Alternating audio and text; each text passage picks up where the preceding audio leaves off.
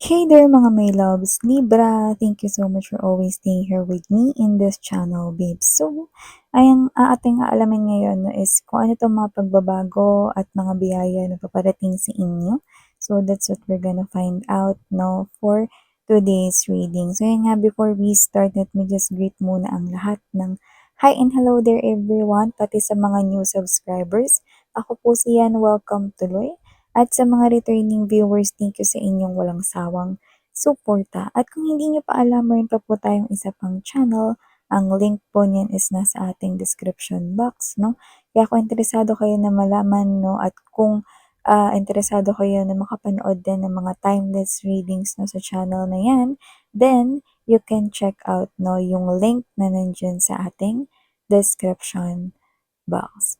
So, wala po tayong gender, bae, lalaki, LGBT, lahat po kayong welcome.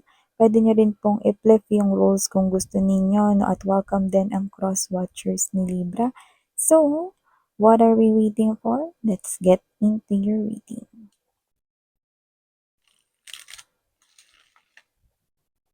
Archangel Michael, together with the angels and guides, thank you so much. Ano po tong mga changes at mga blessings na paparating kay Libra? What are these changes and blessings coming towards Libra? Changes and blessings. This reading is intended for my Libra people. At para dun sa may mga Libra in their natal or birth chart. Just take what resonates with you guys. Libra.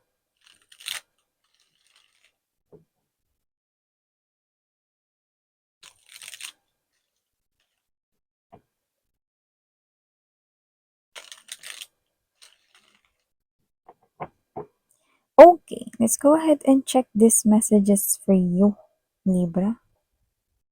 Ano kaya ito mga changes and blessings na paparating sa'yo? You have here 5 of Wands energy.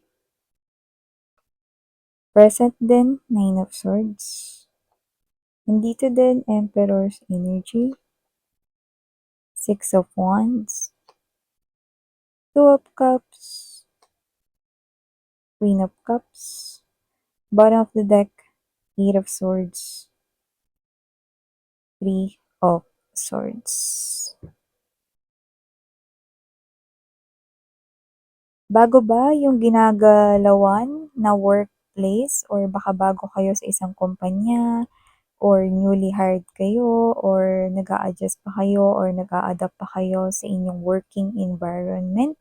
Nakita ko rito na mas gaganda pa no at mas magiging harmonious pa ang pakikitungo sa iyo ng mga kasamahan mo sa trabaho, no? Or kung kayo to nagwo-worry ngayon, no, kung kayo ba ay i-welcome ng inyo ritong mga katrabaho. Of course, mga babes, no, hindi lahat sila ay i-welcome kayo.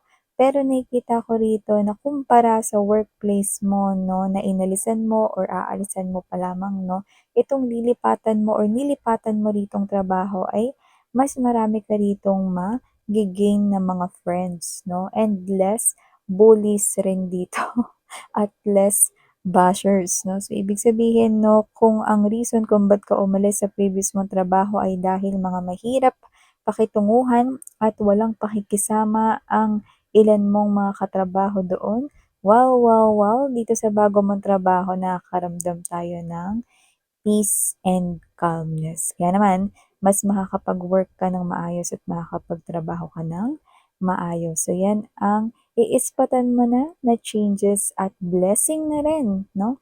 Para sa iyo, Libra. Ayan, no? At nakakita na rin tayo rito ng promotion para dun sa mga tao na matagal na nagtatrabaho sa isang kumpanya. Baka matagal na kayo dyan sa kumpanya kung saan kayo nagtatrabaho rito o yung iba naman posibleng baka matagal na kayo sa negosyo na yan. No? So nakita tayo rito ng upgrading, accelerating rito no ang energy ng kaperahan no at promotion. So alin man dyan ang senaryo na kinalalagyan mo or sitwasyon na kinalalagyan mo, nakita tayo ng progreso sa inyo, rito. Wow, 'no? So, financial blessings nakikita natin plus pagbabagong maganda sa inyo ritong career or negosyo, 'yan. So, nakita tayo rito ng blessing 'no, yung iba na parang matagal ng pangarap mag-travel sa isang lugar, nakita rin tayo ng potensyal na makakapag-travel ka na 'no, sa isa sa mga pangarap mong puntahang lugar. For some reason, nakakuha tayo ng mekos-mekos or mix-mix na energies 'no, na yung iba 'no, ay nasa loob lang din ng bansa na gustong puntahan ng mga tourist spots na pero pinapangarap na puntahan kasi hindi pa napuntahan 'no. So yung iba naman 'no, sa ibang bansa naman yung pangarap nilang puntahan 'no, at maaaring ang reason nun kung bakit hindi kayo makapunta-punta dun is that you need extra money, you need extra income 'no. But now, you can be able to visit that country 'no, na gusto mo ditong puntahan or bakasyonan 'no, pangarap mong pagbakasyonan. Then nakakita tayo ng possible na pag-move ng, galaw 'no, ng mga bituin 'no, at nakakita tayo rito niyan ay magagawa mo na sa taong 2025, 'yan 'no. So maliban diyan na Libra, nakakita rin po tayo rito ng energy kung saan may challenge kayo 'no, with other people. Possible na magkaroon kayo rito ng ka-competitor 'no. Ito 'no, malinaw 'no, medyo malakas rin yung energy rito 'no, na kung magkakaroon man kayo ng parang competition dito, possible na strong yung isang love connection. Dalawa yung nakuha ko rito, pero iisa ang tinutumbok. Possible na yung nagugustuhan mong tao, posible rin na meron kang maging karibal sa kanya. Yan yung nakikita ko rito.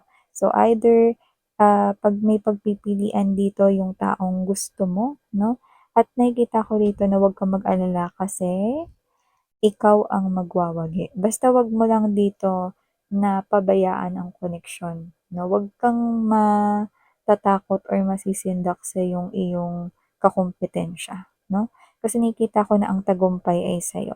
Ikaw ang mapipili ng tao na 'yan, 'yan 'no. At yung iba naman, posibleng hindi ito sa panliligaw or hindi ito kompetisyon 'no, sa pagpapahayag ng emotions and feelings 'no.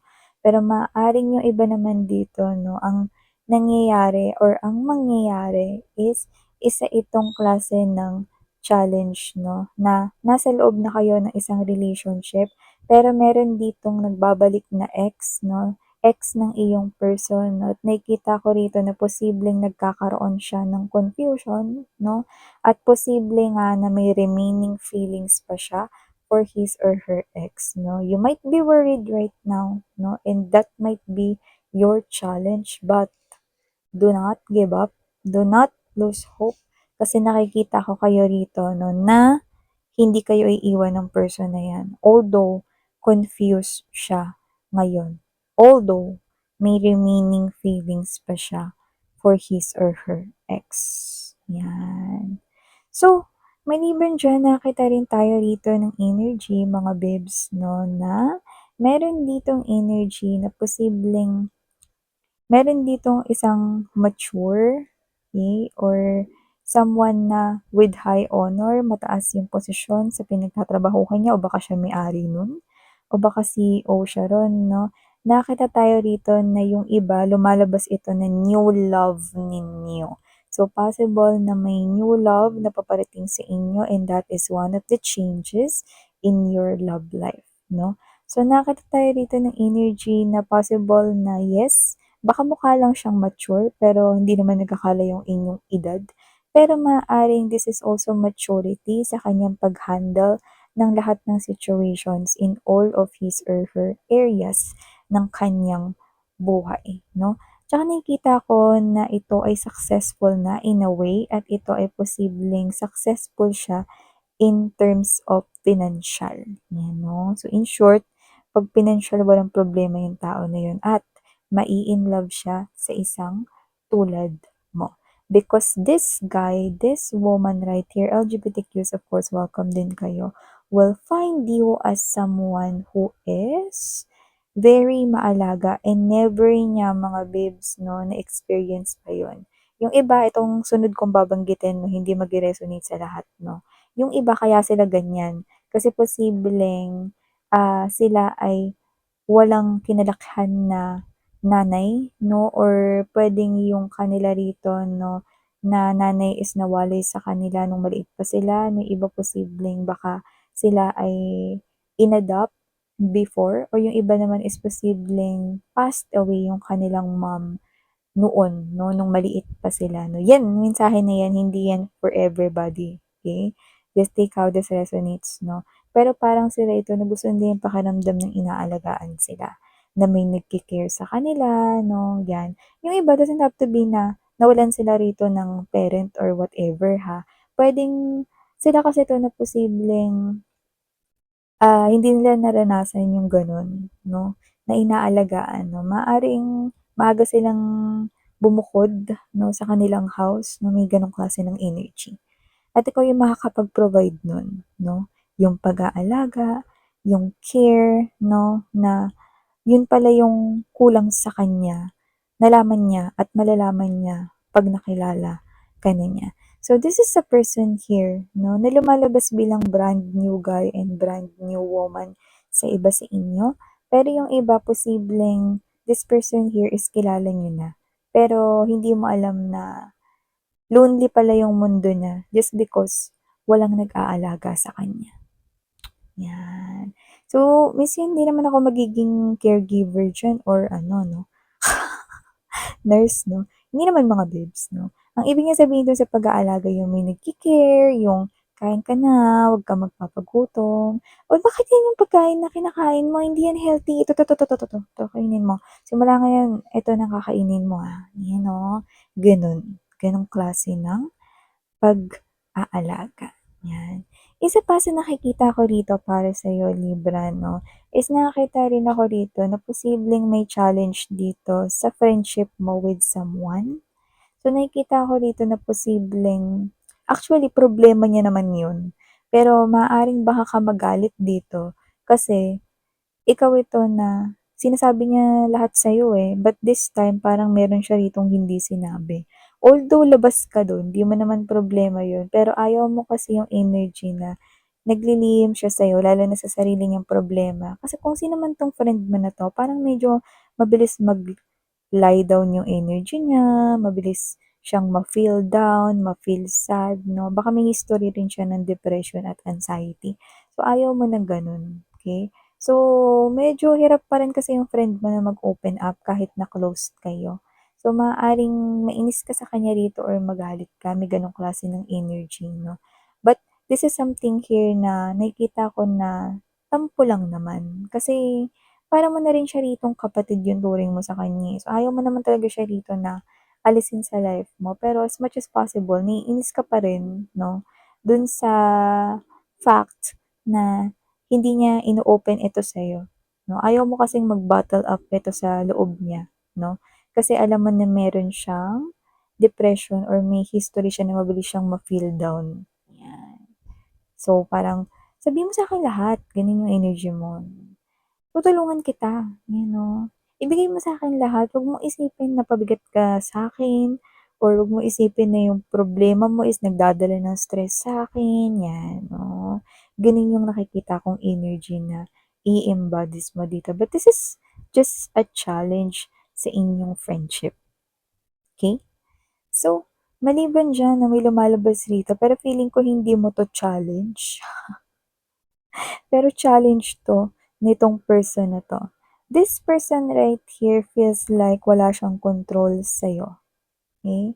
Parang hindi niya I'm getting that renda word, no, renda yung sa kabayo kind of thing, no, that ano, that rope, 'di ba, yung tali dun, 'no? So, parang hindi niya kontrolado yung renda mo, parang gano'n, 'no? So, whoever this energy is, 'no, this energy is someone here who wants to change that. Gusto niya rito magkaroon ng control. So, kung sino man siya, parang meron siyang energy ng dictatorship na parang gusto niya na siya yung masunod, 'yan. May energy tayong gano'n 'no, medyo lumalabas siyang toxic dito. But this is not just a romantic energy na romantically involved kayo 'no or what 'no. This could be an energy right here of a parent na gusto laging nasusunod or meron ditong energy ng kamag-anak na, maaaring tinurn down mo yung kanya rito na favor. It could be anyone, okay? It could be anyone. Alright, so yeah 'no, and last but not least 'no, blessings yung nakikita ko rito mga babes 'no. Nakakita tayo rito ng balita na manggagaling rito sa isang kakilala at lumalabas ito bilang blessing. Bakit? Kasi kung ano yung sasabihin niya sa'yo, yun yung matagal mo ng hinihintay na dumating. So hindi ko alam kung yan ba isang package or isa ba yan na parang regalo na talagang ini-expect mo na talaga 'no, yung iba talagang literal 'no, na package yun, okey. It could be something here 'no, that will brighten up your day kasi, yung energy kasi nito parang na-delay, parang natagalan or whatever 'no. So, I'm seeing that it will be delivered to you, yan. So, thank you so much Libra and again I'm Yan, Sarang Heyo, Love and Light. Annyeong.